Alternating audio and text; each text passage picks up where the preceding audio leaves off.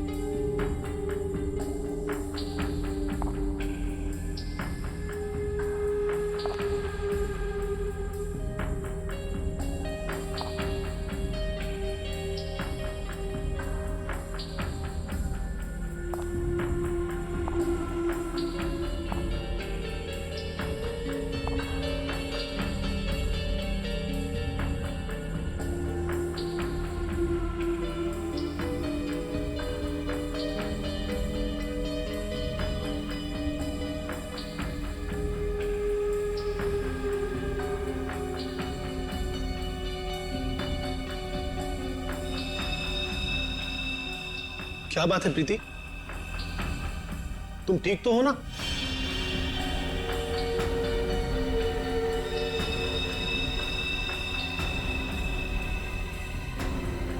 तुम कुछ बोलती क्यों नहीं?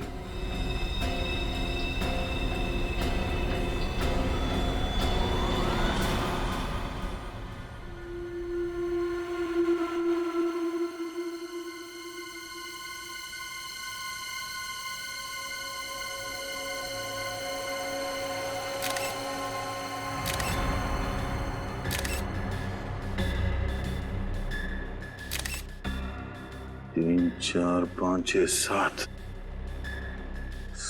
बार चाकू से घुपा गया इस विशाल का। एक पत्नी अपने पति को इतनी बेरहमी से मारेगी, वो भी शादी के सालगिरह के दिन, यकीन ही नहीं हो रहा है।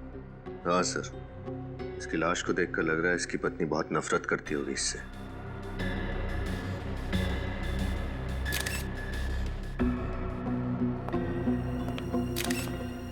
आप लोग कौन है विशाल के? हम लोग दोस्त हैं सर। दोस्त? कब से जानते हो तुम विशाल और प्रीति को? सर हम उन्हें कॉलेज टाइम से जानते हैं सर। इन दोनों के बीच रिश्ते कैसे हैं, संबंध कैसे थे? सर वो एक दूसरे से बहुत प्यार करते थे। आज तक कभी उन्होंने एक दूसरे से ऊंची आवाज में भी बात नहीं की थी। अच्छा, तो आज ऐसी क्या बात हो गई कि प्रीति ने विशाल को इतनी बेरहमी से मारा? कुछ समझ में नहीं आ रहा है सर। प्रीति ऐसा कैसे कर सकती है? सर विशाल आज सुबह बहुत खुश था।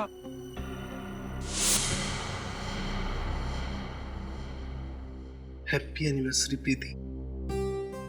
मैं दुनिया का सबसे खुशनसीब पति हूं जो मुझे तुम्हारे जैसी बीवी मिली। काश आने वाले हर जन्म में तुम मेरी ही बनकर रहो। क्या बात है, बीवी की फोटो के साथ इतनी रोमांटिक बातें हो रही है।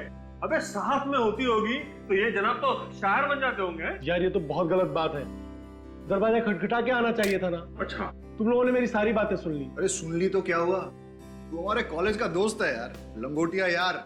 और प्रीति को इम्प्रेस करने के तरीके हम ही से तो पूछता था। भूल गया? कैसे भूल सकता हूँ यार, मेरे घोड़ी चढ़ने का श्रेय तुम लोगों को ही तो जाता है। वो बात तो है, और इसीलिए आज हमें पार्टी चाहिए। हाँ पार्टी? हाँ, तेरी वेडिंग एनिवर्सरी की पार्टी यार। यार प्रीति से पूछना पड़ेगा। क्या बात कर रहा है यार, उसे पूछने की क्या जरूरत है। अरे सरप्राइज दे देते हैं उसको, वो खुश हो जाएगी। आइडिया तो अच्छा है, ठीक कह रहा तू। मैं भी कुछ ऐसा ही सोच रहा था, है ना? तो आज रात 10 बजे पार्टी पक्की। Done done done done done. और फिर जब हम अंदर घुसे तो हमने देखा विशाल जमीन पे पड़ा हुआ था। और प्रीति उसके पास बेहोश थी। और हाँ, प्रीति के हाथ में एक चाकू था, खून से सना हुआ।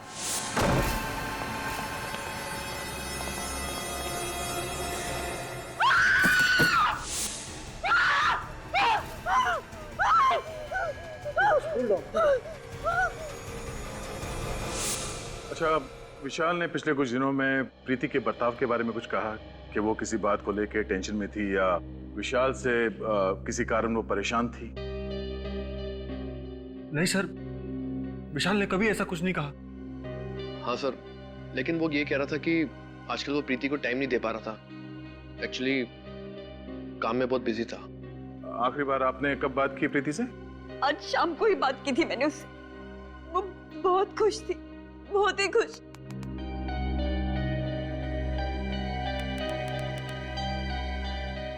सर, प्रीति, प्रीति, प्रीति, क्या हुआ था यहाँ पे? प्रीति, तुम ठीक हो? हमारी आवाज सुनाई दे रही है तुम्हें?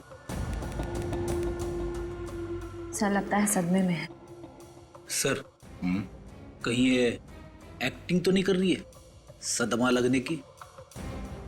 श्रेया, काम करो, इसे ब्यूरो लेके चलो। विनीत, आसपास लोगों से पता करो कि प्रीति और विशाल के बीच में संबंध कैसे थे। अफेड़ी, इनके दोस्तों का नाम और एड्रेस ले लो और इनसे बोलना कि जब तक ये केस सॉल्व नहीं हो जाता कोई भी शहर छोड़ के बाहर नहीं जाएगा। सर, ये प्रीति तो कुछ बोलने को तैयार ही नहीं। लगता है अपने पति की मौत का गहरा सदमा लगा उसे। सदमा कैसा सर? इसने अपने ही हाथों से अपने पति विशाल का खून किया है। हाँ, सचिन, पर कुछ तो है जो इसे बाकी के खूनियों से अलग करता है। विशाल के खून के बाद इसने भागने की कोशिश नहीं की और ना ही कोई बहाना बनाया। विशाल की मौत के बाद से लेके अब तक इसकी जुबान से एक शब्द तक नहीं निकला।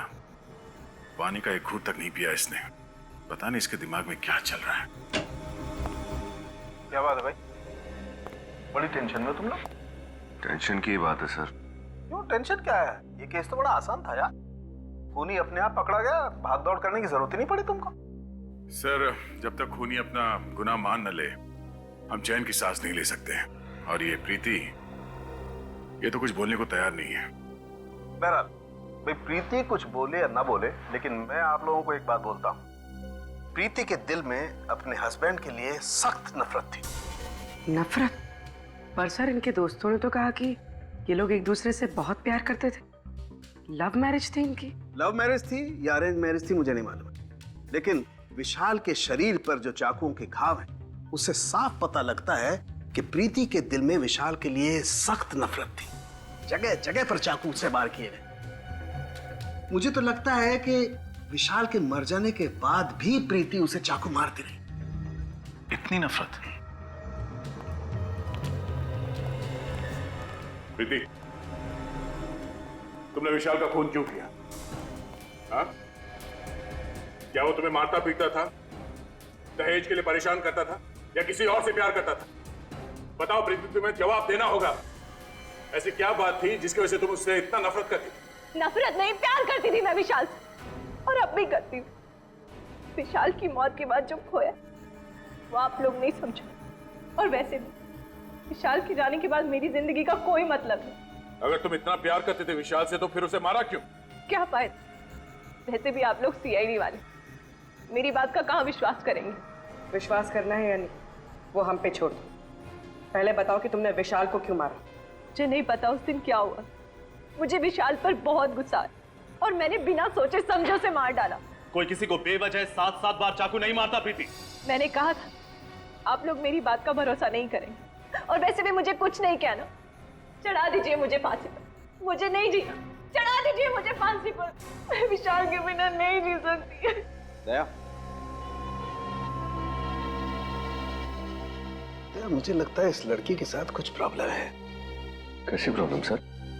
यार वो तो समझ में नहीं आ रहा है, लेकिन मुझे लगता है कत्ल करते वक्त इस लड़की का दिमाग इसके काबू में नहीं था। सर, कत्ल करते वक्त तो किसी भी खूनी का दिमाग काबू में नहीं रहता। मुझे तो लगता है ये लड़की झूठ बोल रही है।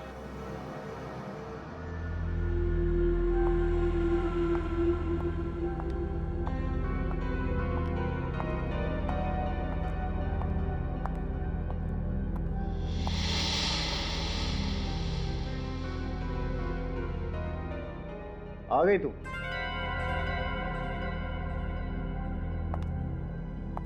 फोन भी नहीं उठा रही। मुक्ता कहां रह गई थी तू? कब से इंतजार कर रहा हूं। क्या हुआ? सब ठीक तो है ना? ओ, समझ गया। लगता है इस बार तुमने फिर से क्रेडिट कार्ड की लिमिट एक्सीड कर दी है ना? डोंट वरी, मैं कमाता किसके लिए हूं यार? तुम्हारे लिए। अभी बहुत लेट हो रहे हैं, चलते हैं, ठीक है?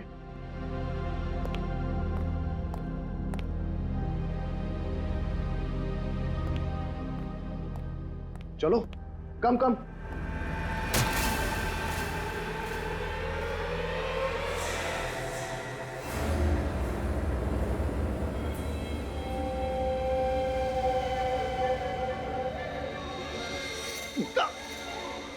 ये क्या किया तुमने? क्या कर रही हो ये?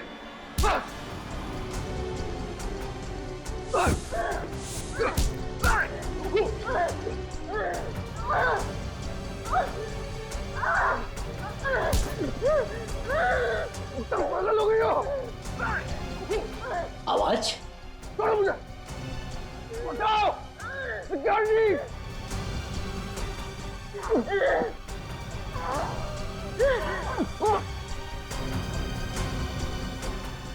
छोड़ो! क्या कर रही हो ये? मैं क्या कर रही हूँ? अरे छोड़िए! आप क्या कर रही हैं? अरे छोड़िए मैडम! ठीक तो है ना सर? मुक्ता, ये क्या कर रही हो? पागल हो गई हो? होश में आओ!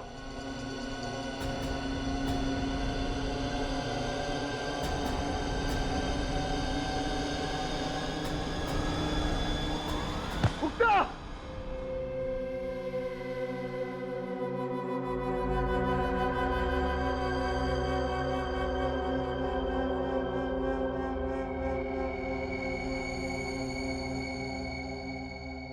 मुक्ता, अब कैसी हो तुम?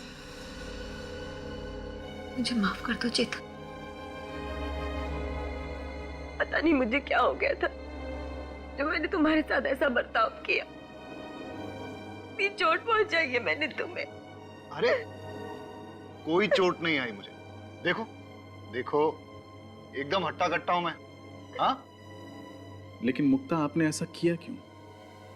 आपको ऐसे अचानक गुस्सा आने की वजह? मैं तो खुद हैरान हूँ, मुझे कभी गुस्सा आता ही नहीं है सर। और फिर बेवजह इतना ज्यादा गुस्सा कैसे आ गया, मुझे कुछ समझ में नहीं आ रहा। मुक्ता ठीक कह रही है सर। मैंने इसे आज तक किसी से ऊंची आवाज में बात करते हुए नहीं देखा। गुस्सा होना तो बहुत दूर की बात है।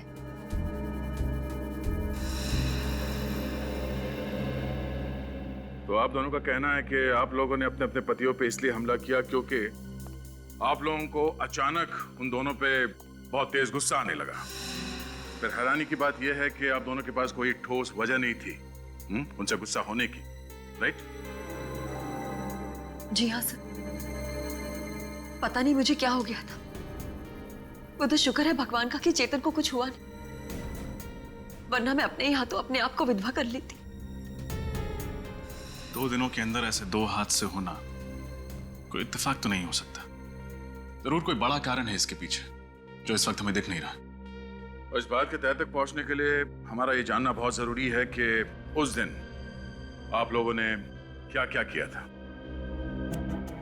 सर, उस दिन विशाल ने मुझे सुबह उठाया, मेरे लिए ब्रेकफास्ट बनाया, मुझे बहुत पैम्पर कर रहे थे क्योंकि हमारी एनिवर्सरी थी उस दिन। फिर उनके ऑफिस जाने के बाद मैं तैयार होकर बाजार गई। वहां मैंने विशाल के लिए एनिवर्सरी गिफ्ट खरीदा। उन्हें म्यूजिक बहुत पसंद था, इसलिए मैं उनके लिए स्पीकर्स लेकर आई और फिर मैं घर चली आई। अच्छा ये बताइए, उस दिन आपने बाहर कुछ खाया था? नहीं, मैंने लंच घर पर ही किया था। उसके बाद क्या हुआ? उस दिन जब मैं घर वापस आई तो दरवाजे पर एक गिफ्ट पार्सल पड़ा था और उसमें लाल रंग के जूते थे जिस पर जिस पर विशाल ने एक नोट लिखा था, हैप्पी एनिवर्सरी। उसके बाद उसके बाद मैं विशाल के घर आने का इंतजार करने लगी। खुद को संवारने लगी, विशाल की पसंदीदा साड़ी पहनी और उसके वो भेजे हुए जूते पहने।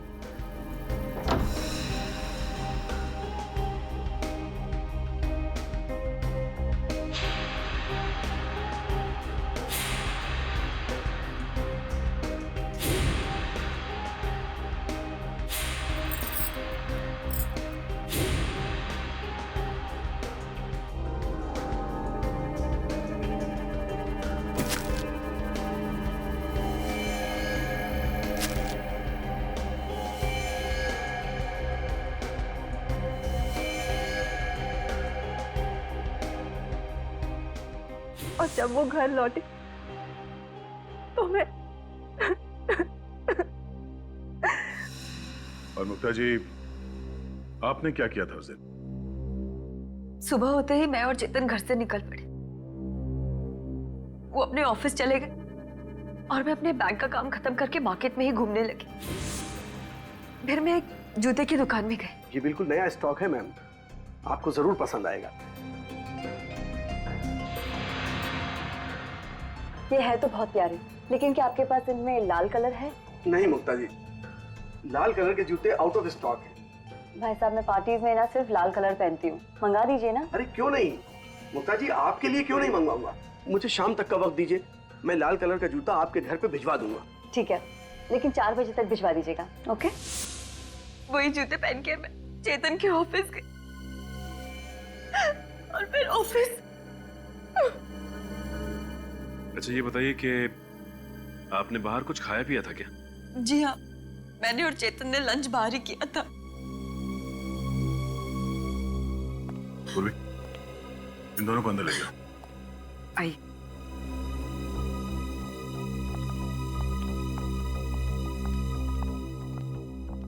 आई।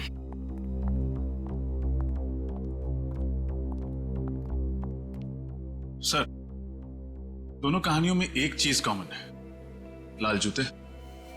हाँ रजत, तो इन लाल जूते में ऐसी क्या बात हो सकती है? मगर सर, प्रीति को ये लाल जूते उसके पति ने गिफ्ट किए थे और मुक्ता को दुकानदार ने होम डिलीवरी की थी। हाँ विनीत, मगर ये लाल जूते ही है जो इन दोनों कहानियों को आपस में जोड़ती है।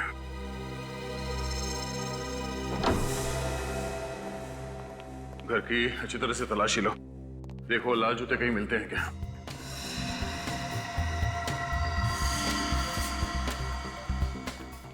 निखिल तुम अंदर चेक करो, मैं यहां देखता हूं।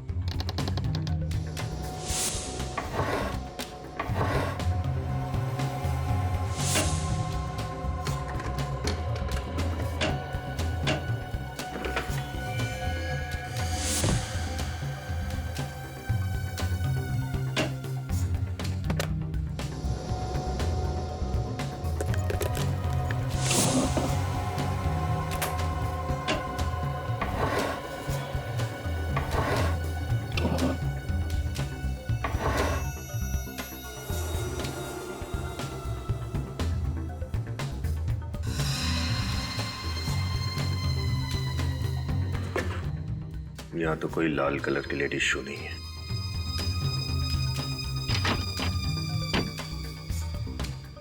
सर जूते अंदर नहीं है, यहां भी नहीं। चेतन, जूते कहाँ हैं? यहीं कहीं होने चाहिए सर। यहीं कहीं होने चाहिए, तो हैं कहाँ? आप रेडी? नहीं सर, यहाँ पे तो नहीं है। सर, बेडरूम में भी जूते नहीं मिले। सर यहाँ भी नहीं मिले।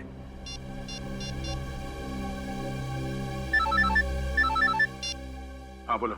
हमने मुक्ता के घर को अच्छी तरह छान लिया, जूते नहीं मिले। इसका मतलब साफ है कि गड़बड़ उन जूतों में ही है, इसलिए हमारे पहुंचने से पहले खूनी ने वो जूते गायब कर दिए। ये लाल जूते गए तो कहाँ गए?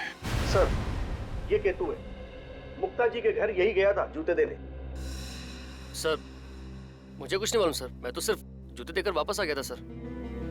थोड़ा याद करके बताओ, जब तुम मुक्ता को उसके जूते देने जा रहे थे तो रास्ते में कुछ हुआ, शायद तुमने थोड़ी देर के लिए जूतों को लवारिस छोड़ दिया हो, या फिर किसी ने उन्हें बदल दिया, कुछ अलग, कुछ अजीब, कुछ भी।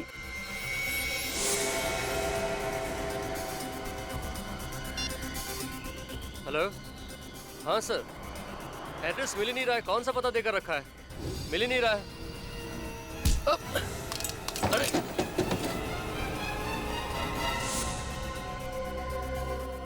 सर, इसका मतलब जो आदमी केतु से टकराया उसने जूते बदल दिए? हो सकता है पंकज, और अगर जल्दी ही उन खूनी जूतों का राज पता नहीं चला तो शायद कुछ और पति मारे जाएंगे अपनी पत्नियों के हाथों।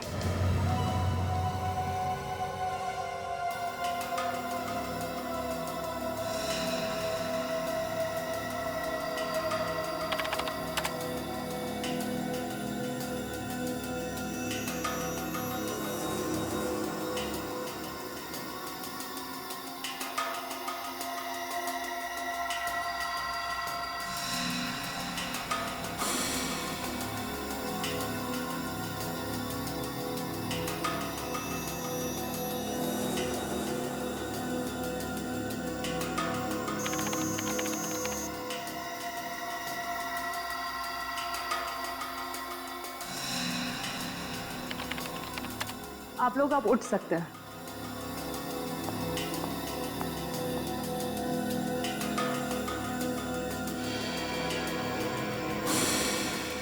ओ, ये चक्कर है। क्या चक्कर है डॉक्टर साहब? अभिजीत, मुझे खूनी का पता लग गया है। कौन है सर? जूते। जूते? वही लाल जूते जो इन दोनों लड़कियों ने पहने हुए थे। डॉक्टर साहब, ये कैसे हो सकता है? रजत, उन जूतों में ऐसा कुछ खास था जिसकी वजह से जो भी उन जूतों को पहनता शायद खून करने लगता। मतलब सर, उन जूतों को अगर मैं पहनती तो मैं भी खून कर देती? शायद, चांसेस हैं। क्या बात कर रहे हैं डॉक्टर साहब? ऐसा क्या है उन जूतों में कि उन्हें पहन के एक आदमी खूनी बन जाएगा? मैं बताता हूं। हाँ, ये देखो, इन दोनों के पैरों पर ये छोटा सा इंजेक्शन का निशान। इसका मतलब ये है कि इंजेक्शन के जरिए कोई ऐसा केमिकल इनके शरीर के अंदर गया है जिसकी वजह से इन लोगों ने ऐसा वायलेंट रिएक्ट किया है। और ये इंजेक्शन इन्हें तब लगा जब इन दोनों ने वो लाल जूते पहने थे। अगर जूतों में इंजेक्शन था तो हमें महसूस क्यों नहीं हुआ? मतलब हमें चुभता ना, हमें दर्द तो होता। अभिजीत, शायद इंजेक्शन के साथ साथ उसमें एनेस्थीसिया भी था जिसकी वजह से इन दोनों के पैर सुन्न हो गए और इन्हें पता नहीं चला। तो बहुत बड़ी प्लानिंग की खूनी ने। लेकिन डॉक्टर साहब, ये इंजेक्शन था किस चीज का? हॉलीवुड क्रेडॉक। व्हाट? हॉलीवुड क्रेडॉक? हाँ सर। Oh my God. क्यों? ऐसा क्या है इस केमिकल में?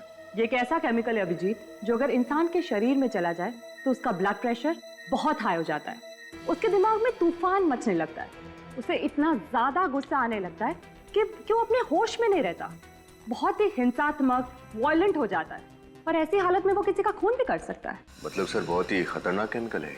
हाँ मिनी, इसीलिए इस केमिकल पर बैन है। कई देशों में तो इस केमिकल को जानवरों पर इस्तेमाल किया जाता है, ये पता लगाने के लिए कि आखिर वो जानवर कितना वायलेंट हो सकते हैं। डॉक्टर साहब, ये बॉडी में जाने के बाद इस केमिकल को कितना टाइम लगता है असर दिखाने में? ज्यादा से ज्यादा 10 मिनट। 10 मिनट? लाल जूते और उसमें ये केमिकल वाले इंजेक्शन। सर, एक बात तो तय है, खूनी ने प्रीति और मुक्ता के बारे में अच्छे से रिसर्च की थी। वो जानता था कि मुक्ता का पसंदीदा जूतों का ब्रांड कौन सा है। इतना ही नहीं रजत, खूनी को अच्छी तरह से मालूम था कि कौन सा वक्त सही है उन दोनों के लिए अपने पति विशाल और चेतन को मारने के लिए। हाँ सर, अगर ये खून करने की कोशिश इन लोगों ने उस वक्त की होती जब वहां लोग मौजूद थे, तब शायद इनका प्लान फेल हो जाता। बिल्कुल हो जाता कि वहां पे मौजूद लोग विशाल को बचा लेते। असली खूनी को अच्छी तरह से पता था कौन से वक्त पे इस जुर्म को अंजाम देना चाहिए। सर, ये प्रीति और विशाल का घर में अकेला होना तो समझ में आता है, लेकिन मुक्ता तो चेतन के ऑफिस में गई थी ना, तो उसे कैसे पता चला कि चेतन ऑफिस में किस वक्त अकेला रहने वाला है?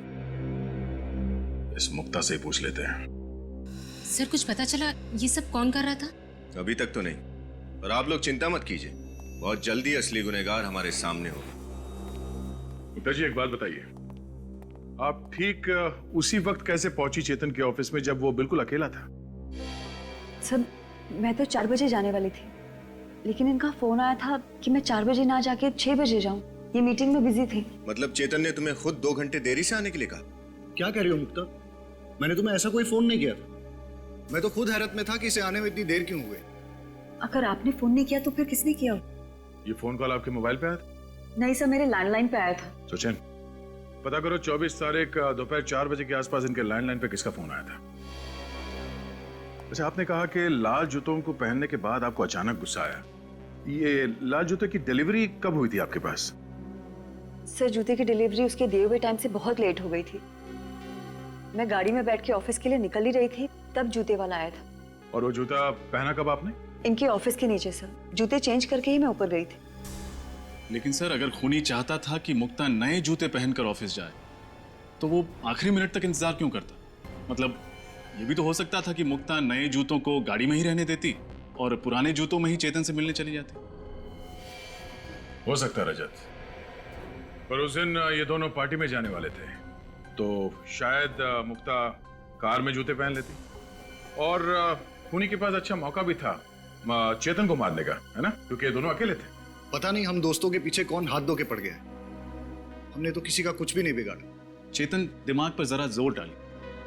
कोई पुराना किस्सा याद आता है, कोई पुरानी दुश्मनी, छोटी ही सही, कोई भी नाम? आप लोगों को किसी पे शक नहीं है? नहीं सर।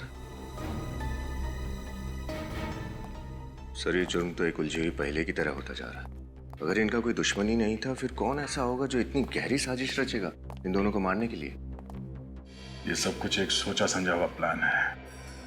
खूनी ने ऐसा वापरा जैसे शतरंज के खिलाड़ी घोड़ों और ऊंट को वापरता है। हाँ सर, खूनी ने ये सब उन जूतों के जरिए किया है, उनमें इंजेक्शन फिट करके। इसका मतलब है वो जूते ऑर्डर दे के बनवाए गए थे, तभी तो सोल के नीचे इंजेक्शन रखने का जगह बना पाया वो। सर फिर तो खूनी लेदर मार्केट भी गया होगा चमड़ा खरीदने। बिल्कुल गया होगा। उन सारी दुकानों में जाके पता करो जहाँ पे ये जूते बनते हैं या फिर उन्हें बनाने के सामान बेचे जाते हैं। सर उस नंबर का पता चल गया है सर। वो फोन चेतन ने नहीं बल्कि किसी अरुण कुमार ने किया था। अरुण कुमार? मुक्ता, आप किसी अरुण कुमार को जानती हैं? अरुण कुमार? नहीं सर, मैंने तो ऐसे किसी आदमी का नाम भी नहीं सुना। प्रीति तुम? मैं किसी अरुण को नहीं जानती। शायद विशाल जानता हो। अगर विशाल जानते किसी को तो मुझे जरूर बताते। हाँ अरुण कुमार, शायद एक अरुण था तो सही हमारे कॉलेज में, है ना? अरे नहीं, वो तो अरुण यशोधन था, अरुण कुमार नहीं। आप सब में से कोई भी अरुण कुमार को नहीं जानता, मगर वो आप सबको अच्छी तरह से जानता है। विशाल को क्यों मारा तुमने? मारा मतलब सर? विशाल? कौन विशाल सर? ये विशाल। अब कुछ याद आया? नहीं सर, इस आदमी को तो मैं पहली बार देख रहा हूँ। अच्छा, इसे तो जरूर पहचानते होगे। नहीं सर, अब ये कौन है?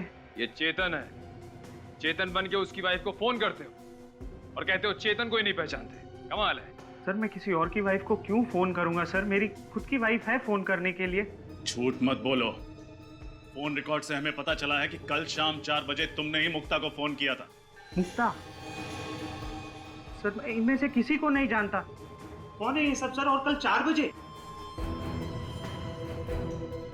हाँ सर, 1 मिनट। मैं कल शाम को 4 बजे बाजार गया था और एक आदमी ने मुझसे फोन मांगा था एक कॉल करने के लिए। एक आदमी को दिया था फोन कॉल करने के लिए। बड़ी अच्छी कहानी बना लेते हो। मैं कहानी नहीं बना रहा हूँ। आप खुद सोचिए, अगर मुझे जुर्म करना होता तो मैं खुद का फोन क्यों इस्तेमाल करता? किसी पीसी या किसी और फोन से कॉल नहीं कर सकता था क्या? उस आदमी की शक्ल याद है तुम्हें जिसने तुमसे तुम्हारा फोन मांगा था? नहीं सर, थोड़ा जल्दी में था तो ज्यादा ध्यान नहीं दिया मैंने। ठीक है, अगर तुम्हारी ये कहानी झूठी निकली तो तुम अपने बच्चों को कहानी सुनाने लायक नहीं रहोगे।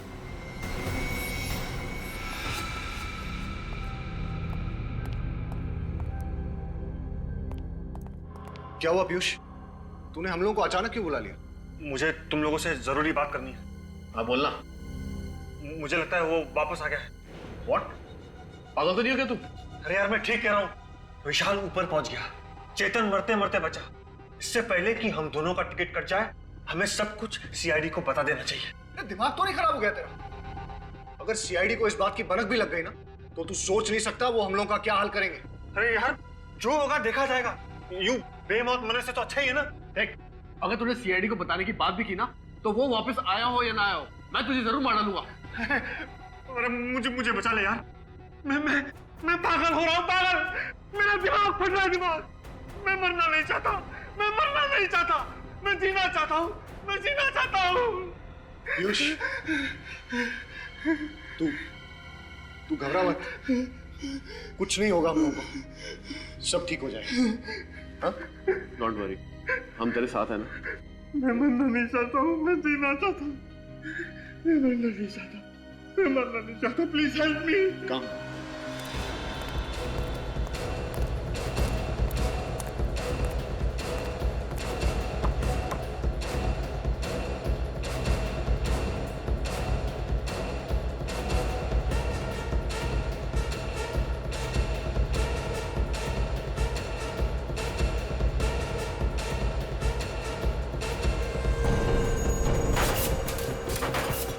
पिछले कुछ दिनों में आपके यहाँ कोई आदमी लाल रंग का चमड़ा खरीदने आया था लड़कियों के जूते बनवाने के लिए? ऐसा तो यहाँ कोई नहीं आया सर। सर आया था, मैनेजर साहब से मिला था। काफी कम लेदर चाहिए था उसे, वो भी लाल रंग का ही चाहिए था साहब। कौन था वो? चेहरा याद है उसका? मुझे तो नहीं साहब, मैनेजर साहब को याद होगा। ये मैनेजर कहाँ, बुलाओ जरा उसे। मैनेजर साहब छुट्टी पे गए हैं। छुट्टी पे गया?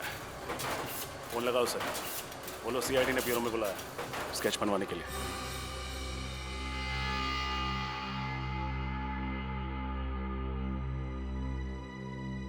Pandurang Dagdu Saraf.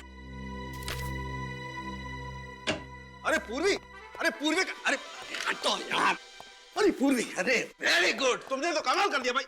Thank you very much, thank you very much, तुम कमाल हो यार। अरे सालों के साहब, ऐसी क्या बात हो गई जो खुशी से आपकी छाती फूल गई? यार तुम्हें पता नहीं, वो पूर्वी ने मुझे सलाह दी थी ना वो लेटर लिखने की। अरे भाई मैंने अपनी गर्लफ्रेंड को एक अच्छा सा लेटर लिखा, फूलों का गुलदस्ता भिजवाया और बस उसको गुस्सा तो गायब। क्या बात सर, ये तो बहुत ही अच्छी बात है। मुबारक हो सर। अरे भाई रहने दो, अपनी मुबारकबाद आप अपने पास रखिए, पहले भी झेल चुका हूँ यार मैं तुम्हें। अरे सर, गिफ्ट में कैंची दी आपने और गलती मेरी। यार ऐसे वक्त पे कैंची की याद दिलाना जरूरी है क्या यार?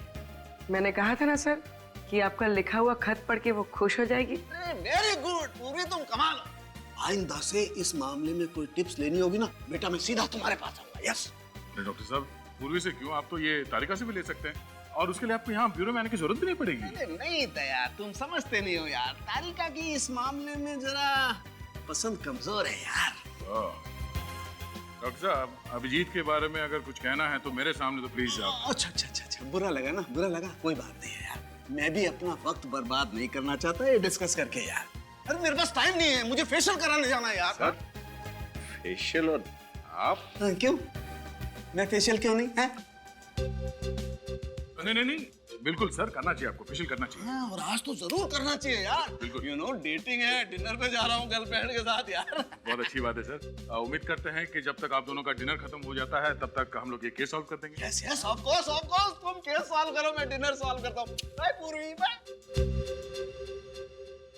सर डॉक्टर साड़ू की भी कमाल क्या, उम्र 55 की, दिल बचपन का। अरे उनके सामने मत बोल देना, जीना हराम कर देंगे तुम्हारा। सर स्केच तैयार हो गया। गुड, देखे जरा। तो ये है वो चैंपियन। अब इस चैंपियन का अच्छा वक्त शुरू होगा।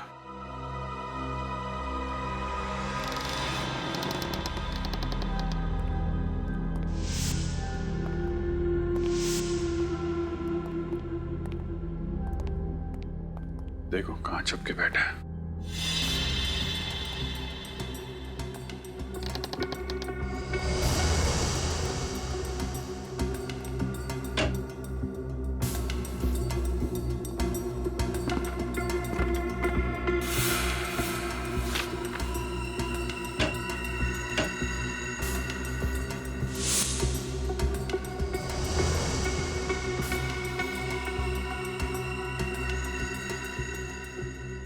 इसकी फोटो।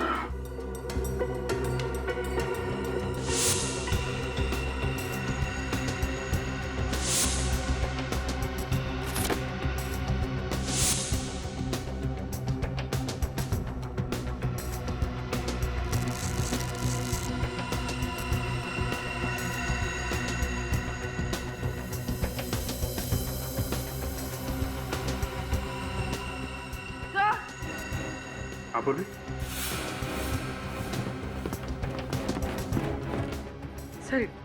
सर यहाँ पर ये नीडल्स और सिरिंजेस मिली है। सर ये वो केमिकल जो जूतों में इस्तेमाल किया गया था। और सर ये जेल जो पैरों को सुन्न करने के लिए जूतों में डाला गया था। सर यहाँ पर ये लाल जूते भी हैं और सर ये इंजेक्शन।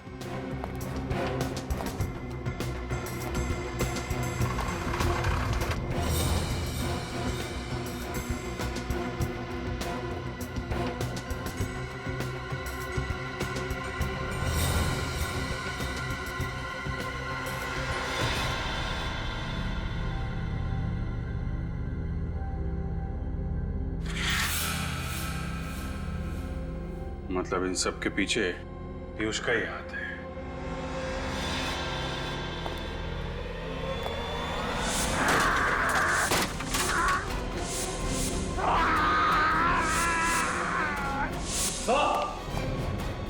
पूर्वी, सब कुछ उठा लो। विनीत,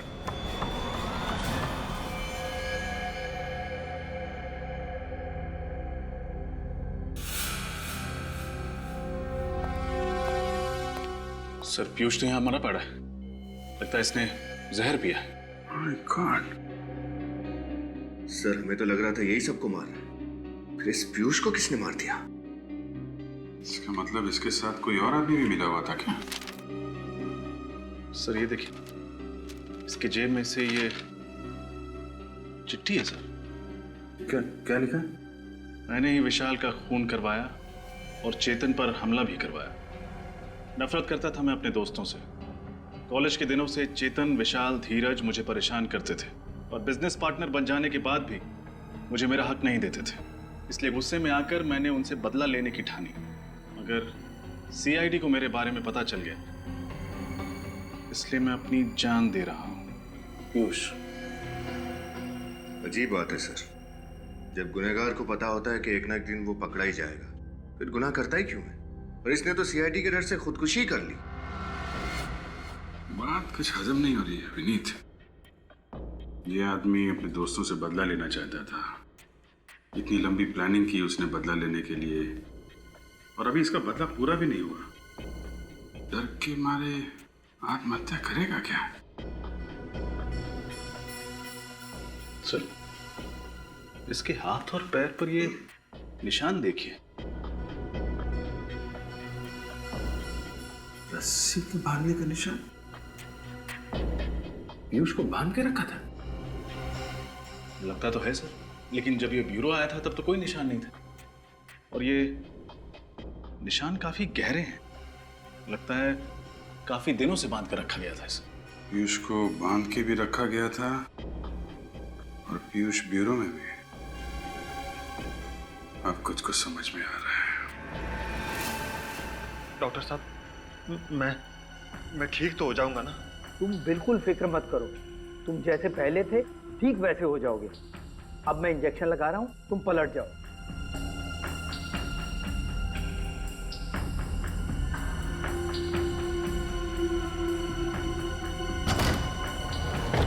कौन हो तुम लोग? सीआईडी, पीछे हटो।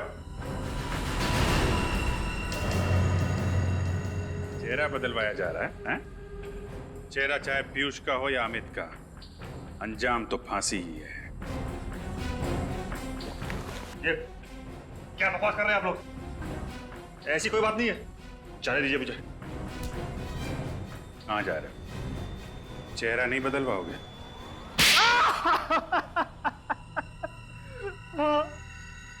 मैं पीयूष नहीं, अमित हूँ। अमित, यही है ना तुम्हारा असली चेहरा? अब बताइए अमित जी, क्यों मारा अपने दोस्तों को तुमने? हैं? दोस्तों के नाम पे धब्बा थे वो लोग, धब्बा। क्यों? ऐसा क्या किया था उन लोगों ने तुम्हारे साथ? उनकी वजह से मैं खूनी बना। मैंने अपने ही हाथों से सपना की जान ले ली।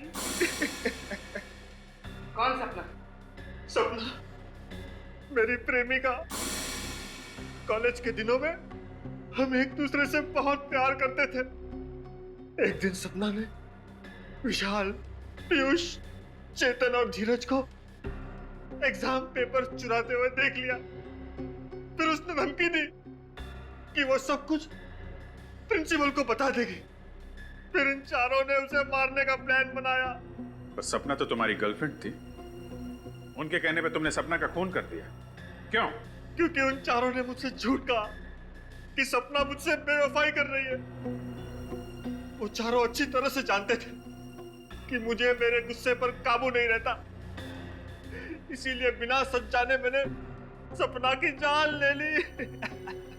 फिर जब तुम्हें सच का पता चला तो तुमने एक एक करके सबसे बदला लेना शुरू कर दिया। हाँ, और डॉक्टर साहब ने मेरी मदद की। इन्होंने मुझे पीयूष का चेहरा दिया, जिसका फायदा उठाकर मैंने अपने प्लान को अंजाम दिया और पीयूष को 1 साल तक कैद कर रखा। और मैं भी यही चाहता था कि इन चारों की मौत की वजह भी वही गुस्सा हो जिसकी वजह से मेरी सपना की मौत हुई थी। और इसीलिए मैंने जूतों में इंजेक्शन फिट किया। प्लान तो अच्छा बनाया था तुमने, लेकिन एक गलती कर दी। पीयूष के मोबाइल से आखिरी कॉल डॉक्टर साहब को कर दिया। सपना का खून किया तुमने। पश्चाताप के आंसू बहाने के बजाय अपने दोस्तों को भी मारा। तुम्हें तो फांसी ही होगी। और डॉक्टर साहब, आप पैसों की लालच में बिक गए। आपका और इनके बाकी दोस्तों का हिसाब तो अब अदालत ही करेगी। For more updates, subscribe to our channel, click the show links and enjoy watching the videos.